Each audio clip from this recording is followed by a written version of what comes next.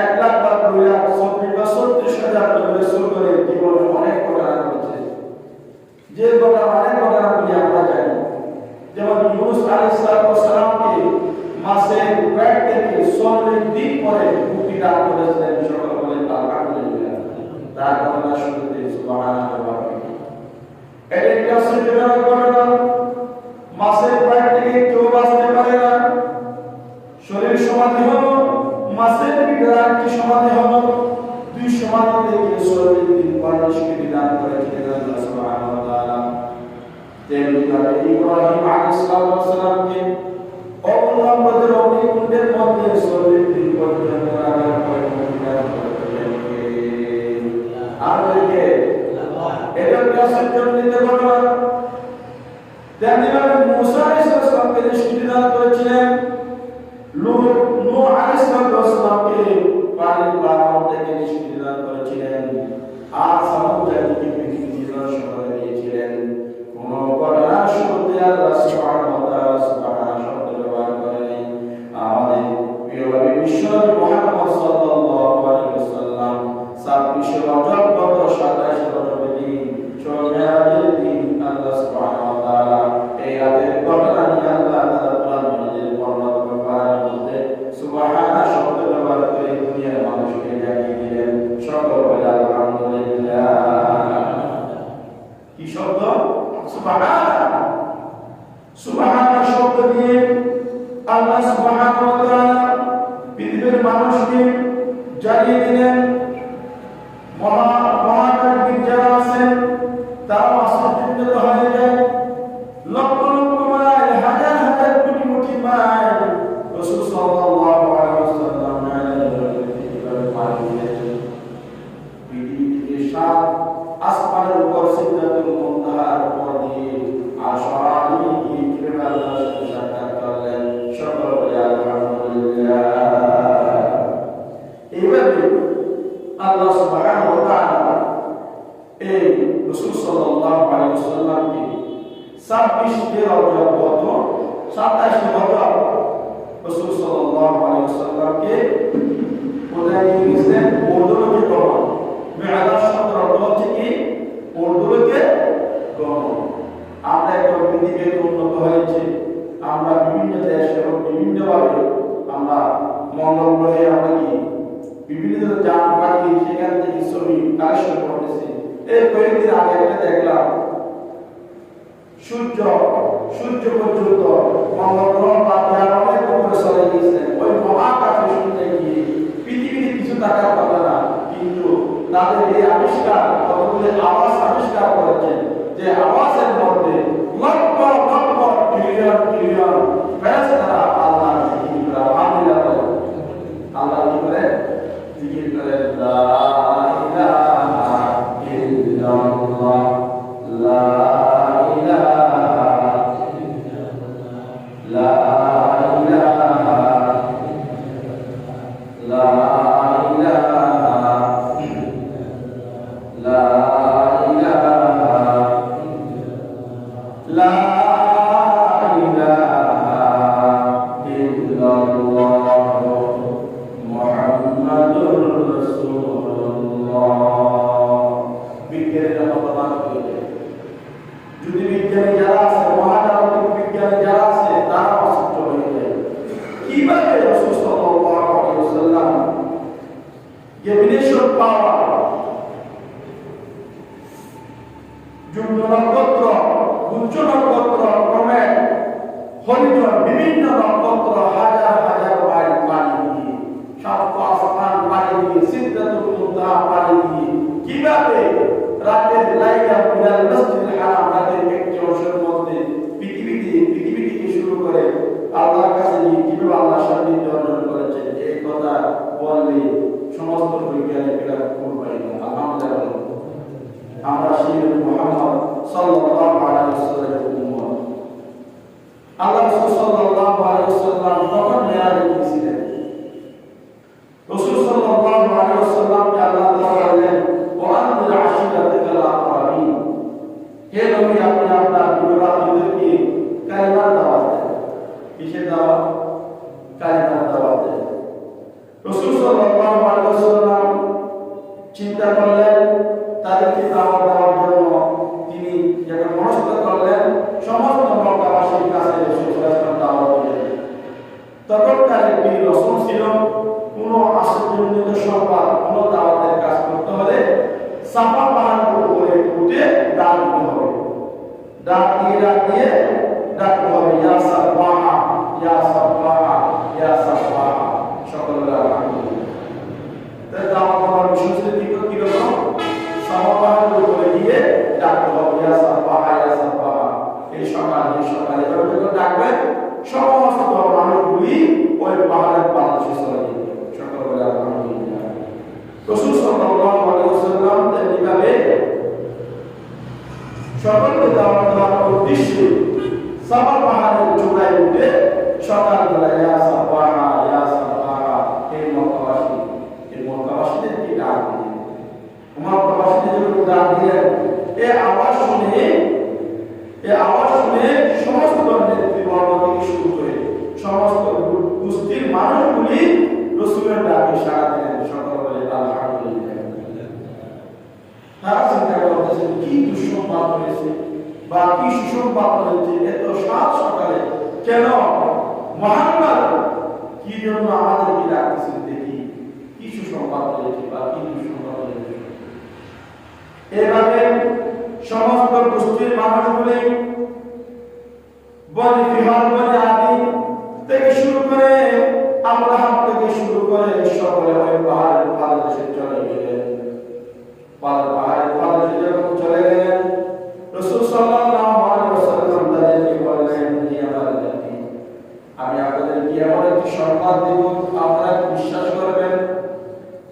তখন তারা বললেন, হ্যাঁ, কেন করব না? আপনি তো আমিন, আপনি তো বিশ্বাসী, আপনার চরিত্র পরের মতো পবিত্র, আপনার কথাগুলি কত সুন্দর, আপনাকে সবাই বিশ্বাস করে। মক্কায় এমন কোনো মানুষ নাই, এমন কোনো ধনী নাই যাদের টাকা আপনার কাছে জমা নাই। সকল বলে আলহামদুলিল্লাহ। কেমন দেখছেন, কত বড় আমানতদার ছিলেন, যিনি মুসলিম ইমানদার মুমিন হওয়ার পরও কাফের ইহুদি নাসারা যারা ইসলাম ধর্ম পালন করতো না, কোরআন মানত না, ইসলাম মানত না, দ্বীন ইকামতের দিন প্রতিষ্ঠা চাইতো না, তারাও রাসূলকে বিশ্বাস করত। আলহামদুলিল্লাহ বলেন। আলহামদুলিল্লাহ। আর বলেন আলহামদুলিল্লাহ। যে জন্য তারা রাসূলের নাম দিয়েছিল কিনা বলে গেছে, ছোটবেলা পড়েছে আল আমিন। কিনা আল আমিন। রাসূলের আরেকটা নাম, একটা নাম মুহাম্মদ, আরেকটা নাম হচ্ছে আল আমিন। আল আমিন, আল আমিন হচ্ছে রাসূলের আরেকটা নাম। সকল আলহামদুলিল্লাহ। কাফের ইহুদি নাসারা যত জাতি জাতি আছে সকলে রাসূলকে বিশ্বাস করতেন, রাসূলের চরিত্র নিয়ে প্রশংসা করতেন, রাসূলের চাল চলার বিহেভিয়ার ছিল সব রাসূলের পছন্দ করতেন সকলে। সেই রাসূল যখন সমস্ত মক্কাবাসীদেরকে ডেকে বললেন, ইয়া সাব্বাহা ইয়া সাব্বাহা, ডেকে বললেন, আপনাদেরকে সংবাদ দিতে চাই। আমি কি আপনাদের এমন একটি কথা বলবো আপনারা বিশ্বাস করবেন? সকলে বলল, হ্যাঁ, একবারকে হ্যাঁ, বিশ্বাস করব। আমি বলতেছি, সাফা পাহাড়ের পাদদেশের ওপারে কতগুলি সশস্ত্র শত্রু বাহিনী আছে, যারা আপনাদেরকে আঘাত করতে চায়, আপনাদেরকে আঘাত করতে চাই। আপনারা কি বিশ্বাস করেন? সকলে একবারকে বলল, হ্যাঁ, বিশ্বাস করি। আপনার কথা অবশ্যই বিশ্বাস করি। তখন রাসূল বলেছেন, ইয়া কওমি আবুদুল্লাহ মা লাকুম মিন ইলাহিন গায়রুহু, হে কুরাইশ দল, তোমরা তোমাদের জাহান্নাম থেকে রক্ষা করো। এ আমি একটি জাতি, তোমরা তোমাদেরকে, তোমাদের জাতি, তোমার বন্ধু, তোমার ভাই, তোমার পরিবার পরিজনকে জাহান্নাম থেকে রক্ষা করো। আল্লাহ তাআলা তাদের অন্তরে ঢুকিয়ে দাও। সকল বলে আলহামদুলিল্লাহ। এক কথা বলতে দেই, সহিহ মুসলিমে এসেছে, এই কথাটা রাসূল বললেন, তাব্বাল্লাকা ইয়া মুহাম্মদ আলি হাযা জামাআতানা। আল্লাহ বলেন, তাব্বাল্লাকা ইয়া মুহাম্মদ, মুহাম্মদ তুমি ধ্বংস হয়ে যাও। নাউযুবিল্লাহ। মুহাম্মদ তুমি ধ্বংস হয়ে যাও। আলি হাযা জামাআতানা, এই জন্য তুমি আমাদেরকে সমবেত করেছো। এই কথা বলার জন্য তুমি আমাদেরকে দেখেছো? মুহাম্মদ তুমি ধ্বংস হয়ে যাও, তুমি পথভ্রষ্ট হয়ে যাও। নাউযুবিল্লাহ। তিনি বলেছেন কি ইয়া কওমি ইবুদুল্লাহ মা লাকুম মিন ইলাহিন গায়রুহু। আমার ভাইরা, আমার বন্ধুরা, তোমরা আল্লাহর ইবাদত করো, একত্ববাদের স্বীকার করো, আল্লাহর একত্ববাদ প্রমাণ করে ধরো। তোমরা ইসলামের পথে আসো, কোরআনের পথে আসো, দ্বীনের পথে আসো, ইকামতের দ্বীন প্রতিষ্ঠার ক্ষেত্রে তোমরা সহযোগিতা করো। এই কথা যখন রাসূল বলেছেন, অতঃপর ধরে বলেছেন আমরা আপনারে ভালোবাসি। কি বলেছেন? আমরা আপনারে ভালোবাসি, আপনার চরিত্রকে আমরা ভালোবাসি। আপনি যে আলাদা এটা দুনিয়ার মানুষ সবাই জানে আপনি খুবই সুন্দর চরিত্রবান, আপনি একজন বিশ্বাসী, আমরা সমস্ত কিছু প্রশংসা করি। যখন ইসলামের কথা বলেছেন, কোরআনের কথা বলেছেন, ইকামতের দ্বীনের কথা বলেছেন, সাথে সাথে তাবাল্লাকা ইয়া মুহাম্মদ নাউযুবিল্লাহ। সেরকম জামাত আমাদের দেশে আছে না নাই? সেরকম মানুষ আমাদের দেশে আছে না নাই? আমিন আছে না নাই? আপনি যত কথা বলে সব কথা মানতে রাজি, সব কথা মানতে রাজি। আব্দুল্লাহ ইবনে উবাই ইবনে সুলুল মুনাফিকের সরদার, যিনি রাসূলের পিছনে নামাজ পড়তেন, রোজা রাখতেন, তাসবিহ তাহলিল করতেন, তওবা ইস্তিগফার করতেন, আল্লাহর কাছে তিনিও প্রিয় ছিলেন, সব কিছু করতেন। রাসূল যখন মানুষের সামনে, সাহাবীদের সামনে বক্তব্য প্রকাশ করতেন, তখন তিনি সদা বলে যেতেন, হে দুনিয়ার মানুষ, হে সাহাবীরা শুনেছ রাসূল বিশ্বনবী মুহাম্মদ সাল্লাল্লাহু আলাইহি ওয়াসাল্লাম কি কথা বলেছেন শুনেছেন? এই কথা আমল করলে আপনারা লাআল্লাকুম তুফলিহুন, আপনারা সফল কাম হবে, অন্যথা আপনাদের জাহান্নামে যেতে হবে। এই কথা বলতেন কে? আব্দুল্লাহ ইবনে উবাই ইবনে সুলুল। সেই কথা বলতেন যিনি রাসূলের পিছনে নামাজ পড়তেন, দাঁড়িয়ে রাখতেন, রোজা রাখতেন, রাসূলের লাঠি এনে দিতেন, রাসূলের জুতা সোজা করে দিতেন। এই আব্দুল্লাহ ইবনে উবাই ইবনে সুলুল রাসূলুল্লাহ দেখার দূরের কথা, রাসূলের নাম শুনেছি, ইতিহাস শুনেছি, আমার নবী আপনার নবী বিশ্বনবী মুহাম্মদ সাল্লাল্লাহু আলাইহি ওয়াসাল্লামের জীবনে চোখে দেখলাম না। সেই নবীকে যিনি দেখলেন, তিনি সাহায্য করলেন, সহযোগিতা করলেন, খেদমত করলেন, তারপরও তিনি ঈমানদার হয়ে দুনিয়া থেকে যেতে পারেন নাই। কারণ তার ভিতরে ছিল কি? মুনাফিক। কি ছিল? মুনাফিক। মুনাফিক কারে বলে? যারা মুখে করে এক কথা, ভিতরে করে আর কাজ। আছে না নাই? আর আছে না নাই? সামনে বলে বলা কথা, ঠিক আছে সব, পিছনে গিয়ে আরেকটা। এরকম আমাদের দেশে আছে না? সেই জন্য আব্দুল্লাহ ইবনে উবাই ইবনে সুলুল এত কিছু করার পরও তিনি সব কিছু মানতেন, শুধু একটা জিনিস মানতেন। আব্দুল্লাহ ইবনে উবাই ইবনে সুলুল বললেন, হে রাসূল, ওয়া ইযা লাকুল লাযীনা ক্বালু আমান্না ওয়া ইযা খালাউ ইলা শায়াতিনহিম ক্বালু ইন্না মা'াকুম ইন্নামা নাহনু মুস্তাহজিউন। যখন মুনাফিকরা ঈমানদারদের সামনে আসতেন, ঈমানদারদের সামনে যখন দেখতেন লাকুল লাযীনা আমানু ক্বালু আমান্না, তারা বলতো আমরা আল্লাহর উপর ঈমান আনি, রাসূলকে বিশ্বাস করি, রাসূলের চরিত্র পছন্দ করি, রাসূলের সমস্ত কিছুর উপর বিশ্বাস করি, চরিত্র সবকিছু ভালোবাসি। এই কথা বলতেন। পয়দা খালাউ ইলা শায়াতিনহিম, যখন ঈমানদারদের সামনে থেকে যখন পিছনে চলে যেতেন, বাতিল দলে চলে যেতেন, শয়তানের কাছে চলে যেতেন, তখন তারা বললেন ক্বালু ইন্না মা'াকুম, আমরা তো তোমাদের সাথে আছি, আমি কই ধরে নাই, আছে না। সামনে বলে এই দলে, পিছনে গেল ওই দলে, আছে নাই? হ্যাঁ, সামনে বলে আমি ইসলামী দল করি, কোরআন মানে, হাদিস মানে, ইকামতের প্রতিষ্ঠা সব মানি, কিন্তু পিছনে বলে আমি বলেন আমি নাই, আছে না? দেখো আছে না? ওয়াইদা খালাউ ইলা শায়াতিনহিম ক্বালু ইন্না মা'াকুম, আমি তো তোমাদের বন্ধু, তোমাদের সাথে আছি, ইন্নী মা'াকুম ইন্নামা নাহনু মুস্তাহজিউন, আমি তোমাদের সাথে আছি, আমি তাদের সাথে একটু উপহাস করেছি, ঠাট্টা করেছি। নাউযুবিল্লাহ। দেখবেন আব্দুল্লাহ ইবনে উবাই ইবনে সুলুল তিনি বলতেন, ইয়া রাসূলুল্লাহ, ইয়া হাবিবাল্লাহ, আমি আপনার বাণী, আপনার চরিত্র মানি, রোজা মানি, হজ মানি, যাকাত মানি, সওয়াব মানি, আপনার খেদমত করাটা মানি,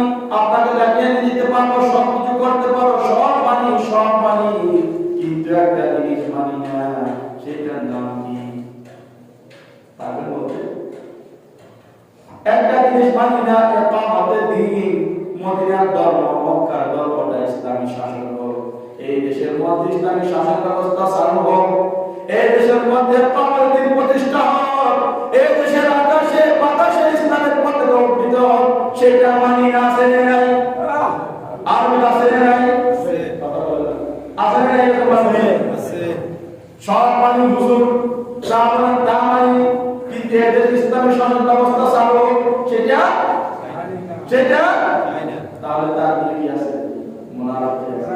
তাহলে লোকাই কি সুলুল এত বছর ইবাদত করার পরও, রাসূল সামনে তাকার পরও যখন তার মৃত্যু হয়ে গেল, মৃত্যু হওয়ার পরে রাসূল যখন আব্দুল্লাহ ইবনে উবাই ইবনে সুলুলের কবরের পাশে গিয়ে যখন আল্লাহর কাছে দোয়া করতেছে, ও আল্লাহ, আব্দুল্লাহ ইবনে উবাই ইবনে সুলুলকে তুমি ক্ষমা করে দাও।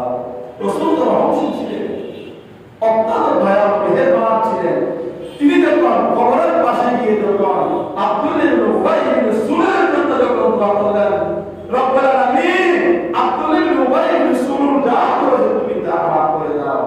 আল্লাহ তাআলা বলেন, হে রাসূল, হে নবী, আমি তোমার সব কথা শুনি, ইস্তাগফির লাহুম। কোরআনে যেটা বলে দিলেন 10 পারার মধ্যে, ইস্তাগফির লাহুম আও লা তাস্তাগফির লাহুম, তাস্তাগফির লাহুম 70 মাররা।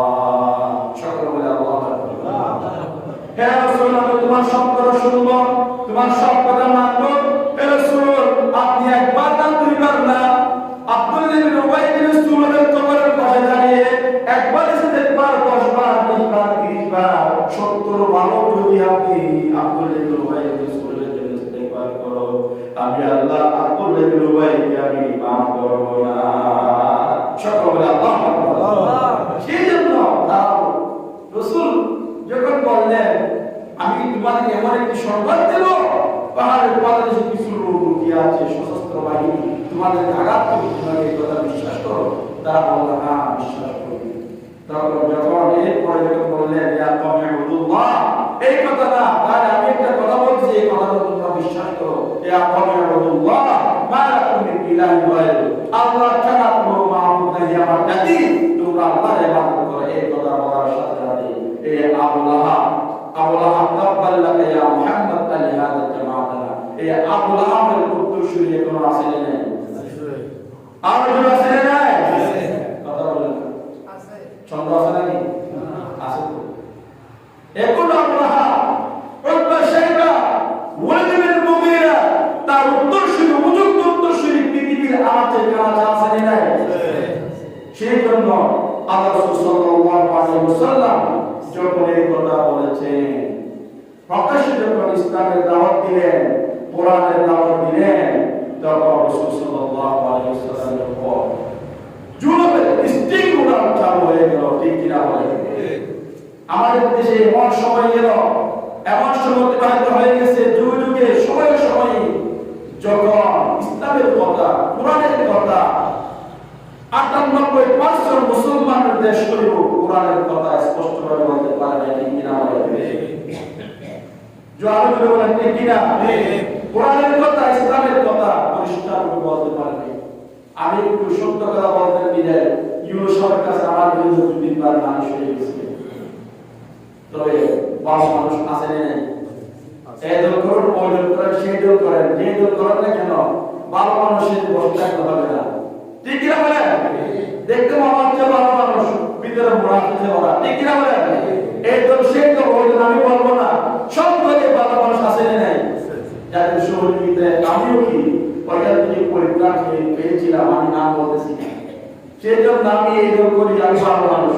আপনি আমাদের জন্য আপনি খারাপ মানুষ হতে পারে না। যে দল করেন না কেন, সব দলের মধ্যে আল্লাহওয়ালা, রাসূলওয়ালা, রাসূলের প্রেমিক, কোরআনের প্রেমিক আছে না নাই? আল্লাহ সাইদ সাহেবকে যখন জেল করার প্রকোষ্ঠে আবদ্ধ করলেন, তখন দেখতে পেলেন আপনি বিভিন্ন দলের এবং নিজ দলের মানুষও ওই সাইদ সাহেবের পক্ষে রায় দিয়েছেন। ঠিক কিনা বলেন? তাহলে ইমানদার সব দল আছে না নাই? আছে। এটা অস্বীকার করার সুযোগ নাই। সম্মানিত হাজিরিন, রাসূল যখন এই কোরআনের কথা, ইসলামের কথা যখন রাসূল মানুষের সামনে উপস্থাপন করলেন, সরাসরি রাসূলের উপর মারপিট, জেল, জুলুম, অত্যাচার যা আছে সব, চুরির মামলা, দর্শনের মামলা, খুন খারাপির মামলা, ডাকাতির মামলা, গাড়ি চুরির মামলা, সব মামলা পিছনে আছে না নাই? আপনার আছে না নাই? দেখি দেই না, দেখি দেই না, এরকম সমাজ রাজে। এবং অনেক সময় আল্লাহ রাসূল সাল্লাল্লাহু আলাইহি ওয়াসাল্লাম আল্লাহ তাআলা বলেন, ফাসবির বিমা তুমার ওয়াহিদ আল মুশরিকিন, হে নবী আপনাকে যে আদেশ করা হয়েছে তা আপনি প্রকাশ্যে ঘোষণা করুন এবং মুশরিকদের উপেক্ষা করুন। সকল বলে আল্লাহু আকবার। আল্লাহ তাআলা সেই সময় বলেন, রাসূল তুমি পিছনে পিছপা হইও না, তুমি পিছনে চলে যাও না, তোমাকে যে নির্দেশ দেওয়া হয়েছে ওর বসরা বিমা তুমার, তোমাকে যে নির্দেশ দেওয়া হয় তুমি সেই নির্দেশ পালন করো। সকল বলে আলহামদুলিল্লাহ। এইভাবে যখন চতুর্দিক দিয়ে যখন নির্যাতন, নিপীড়ন, অত্যাচারের স্থিতি রাসূলের উপর যখন জারি হয়ে গেল, তখন এই পরিস্থিতি রাসূলের সাথে কেউ ছিল না। একজন চাচা ছিলেন, কাফের হয়ে সাহায্য করেছিলেন। সেই চাচার নাম হলো আবু তালেব।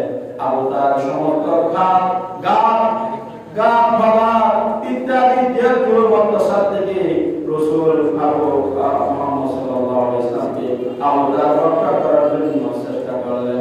সকল বলে আলহামদুলিল্লাহ। কাফের হয়েও রাসূলকে নিষ্ক্রিয় দেওয়ার জন্য, বাঁচানোর জন্য চেষ্টা করেছিলেন। নবুয়তের দশম শরীফ রাসূল সাল্লাল্লাহু আলাইহি ওয়াসাল্লাম শিরাবে আবু তালেব নামক বন্দিশালা থেকে 3 বছর বয়কটের পরে প্রকাশ্যে আবার আসলেন। যে শিরাবে আবু তালেবের মধ্যে রাসূল জেল কেটেছেন। জেল করা কি সুন্নাত রাসূলের, জেল করা কি আর জেল করা কি বড় বড় জেল করা কি একজন ইমানদার মুমিনকে কোন না কোন দিন জেল করা যাওয়াটা কি আমার বেটা মনে করি। হযরত ইউসুফ আলাইহিস সালাম 12 বছর কারাবন্দি ছিলেন। কিনা বলেন?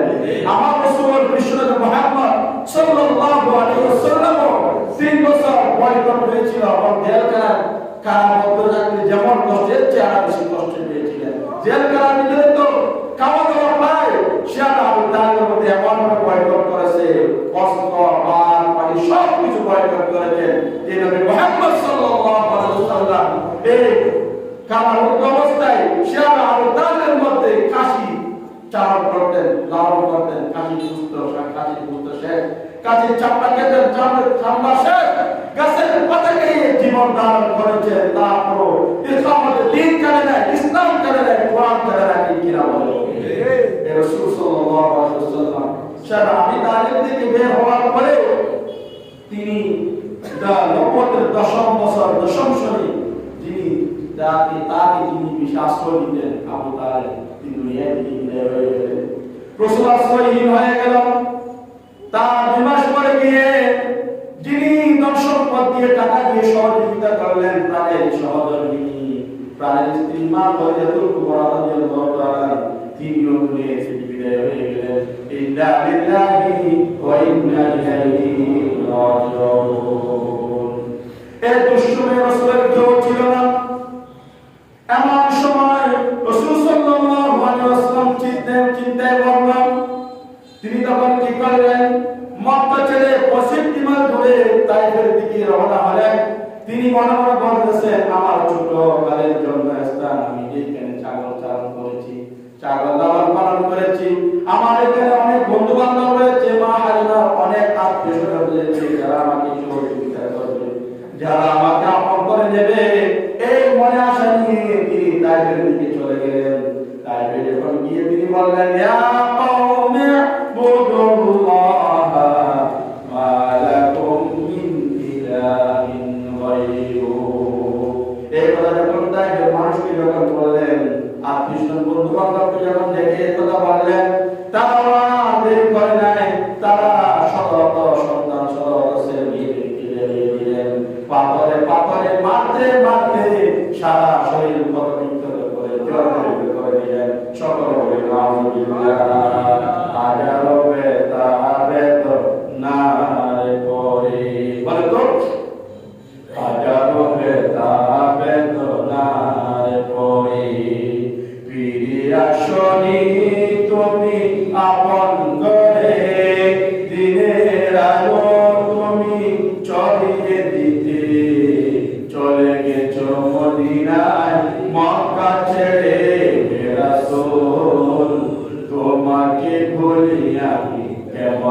করে বলেন হে রাসূল তোমাকে ভুলি আমি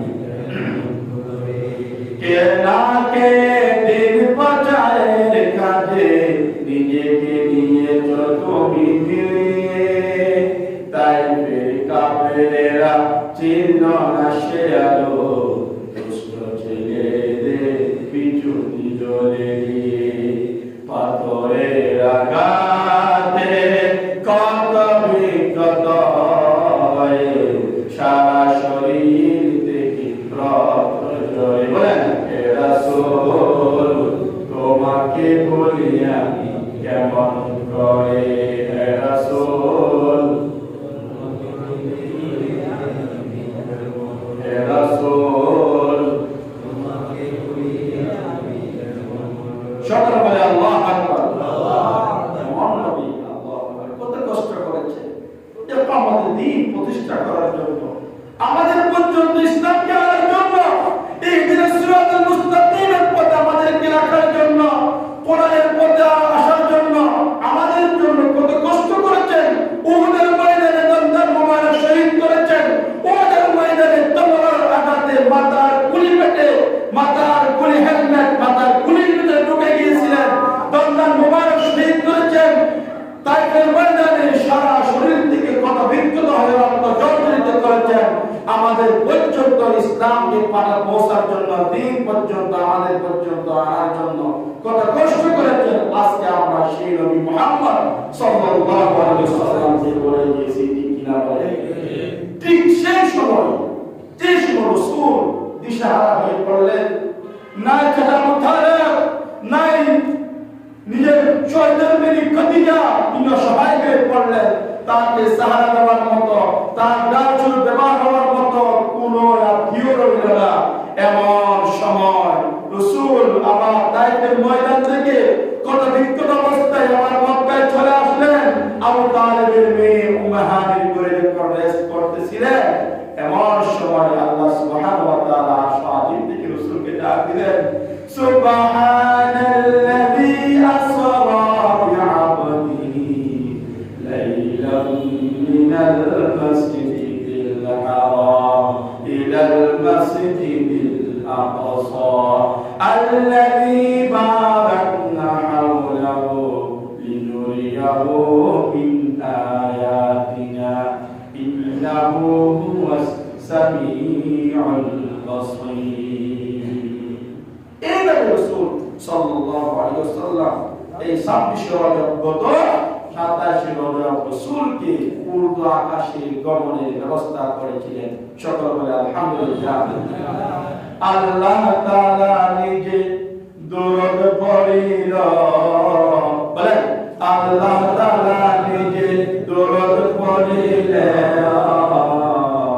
আকাশ হতে রাসূলের দাওয়াত আসিল আল্লাহ তাআলার পক্ষ থেকে দাওয়াত আসিল আলহামদুলিল্লাহ তাই এই দিনটি হচ্ছে এই রজবের 27 রজব সামনে আজকে 23 তারিখ মনে হয় আর কয়েকদিন পর এই রজব মিরাজুন নবী সাল্লাল্লাহু আলাইহি ওয়াসাল্লাম অনুষ্ঠিত হবে এই রাতের কথা যখন রাসূল যখন ঋষি ফজরের সালাতের আগে যখন আবার মক্কায় চলে আসলেন যখন সবাইকে যখন এই কথা বলতে লাগলেন একজন কাফের এই কথা শুনলেন তখন তিনি ঠাট্টা বিদ্রুপ করে দিলেন আবু বকরকে যখন বললেন আবু বকর রাসূল আপনি কোথায় ছিলেন রাসূল বলেন আমি উর্দু আকাশে গমন করেছিলাম মিরাজুন নবী সাল্লাল্লাহু আলাইহি ওয়াসাল্লাম আল্লাহর সাথে সাক্ষাৎ করে আপনাদের জন্য 5 ওয়াক্ত নামাজ আদায় আল্লাহ সকল বলে আলহামদুলিল্লাহ এই কথা বলতে দেরি বিশ্বাস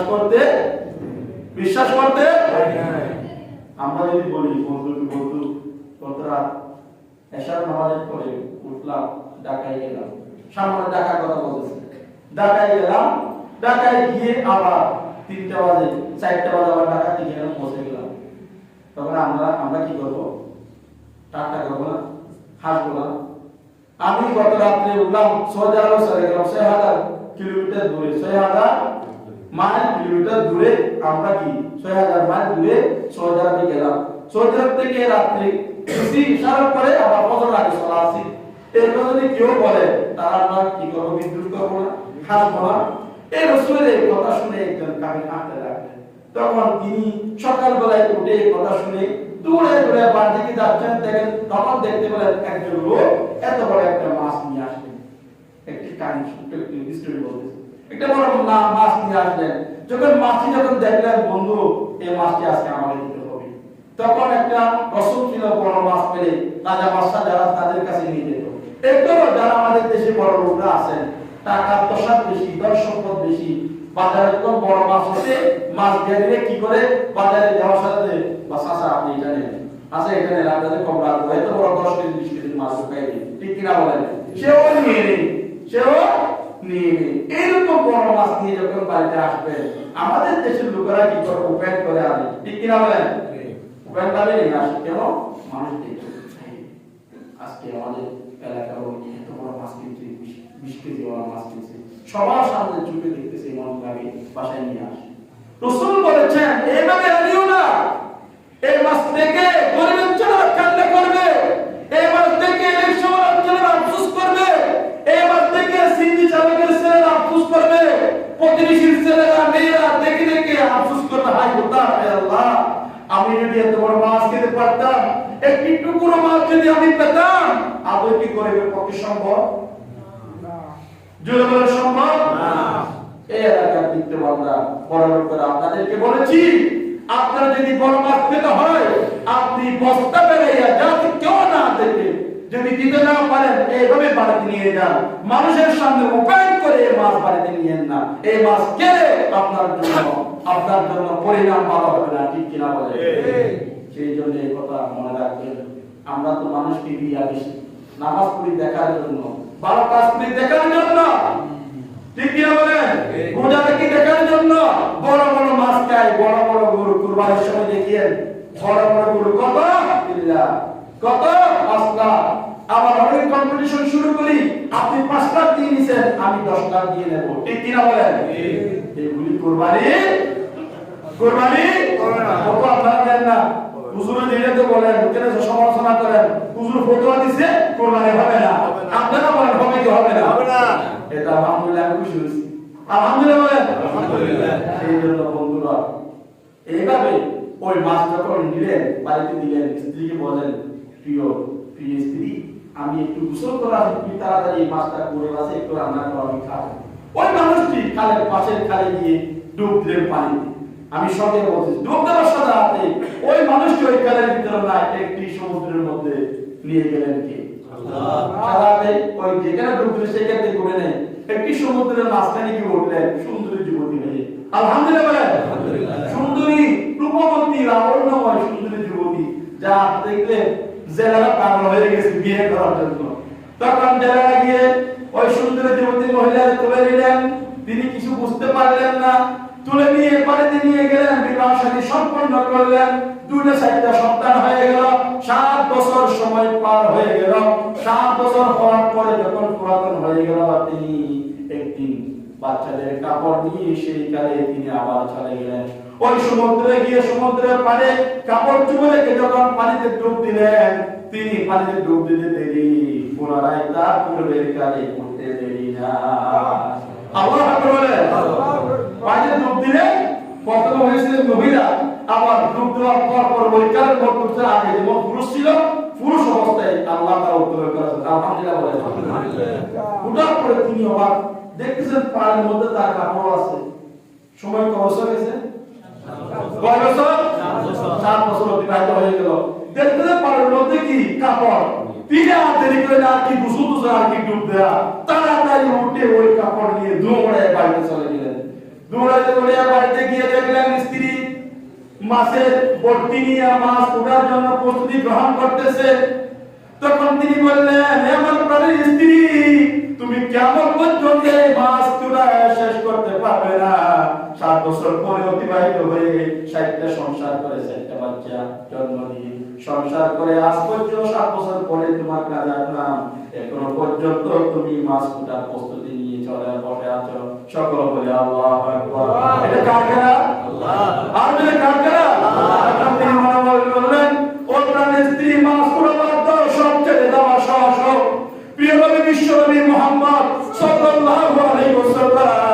যে কথা বলেছেন 27 বছরের রাত 27 রজব আল্লাহর সাথে সাক্ষাৎ করে ফজরের আগে আগে মক্কায় চলে আসলেন। এই কথা শব্দের ভিতরে কোনো সন্দেহের অবকাশ নাই। সকল বলে আলহামদুলিল্লাহ। তারা আমাদের করে নাই স্ত্রী সহ নিয়া রাসূল সাল্লাল্লাহু আলাইহি ওয়াসাল্লামের দরবারে গিয়া ও রাসূল দেরি করার সময় নাই, আপনি মেহেরবানি করে আমাদের দুজনকে কলিমা পড়িয়ে দেন লা ইলাহা ইল্লাল্লাহু মুহাম্মাদুর রাসূলুল্লাহ সাল্লাল্লাহু আলাইহি ওয়াসাল্লাম। সম্মানিত হাজির, তাই এই মেরাজুল নবী অত্যন্ত গুরুত্বপূর্ণ একটি কাজ। আপনারা পালে বুঝে রাখবেন, তসবিহ তাহলিল করবেন, গুনাহ মাফ চাইবেন, কবুল করবেন কে? আল্লাহ সুবহানাহু ওয়া তাআলা। আমি মেরাজ তো যাইনি, তো সেই বছর যে বছর যখন রাসূল কেউ থাকলো না, চিন্তায় নিমগ্ন, যে বছরকে রাসূল নাম দিয়েছেন আমুল হুজুর, আমুল হুজুর চিন্তার বছর, সেই চিন্তার বছরে রাসূলকে উর্দা আকাশে নিয়ে আল্লাহ তাআলা সান্ত্বনা প্রদান করলেন। সকল বলে আলহামদুলিল্লাহ। আল্লাহ সুবহানাহু ওয়া তাআলা আমাদেরকে এই মেরাজের গুরুত্ব বোঝার তৌফিক নসিব করুন।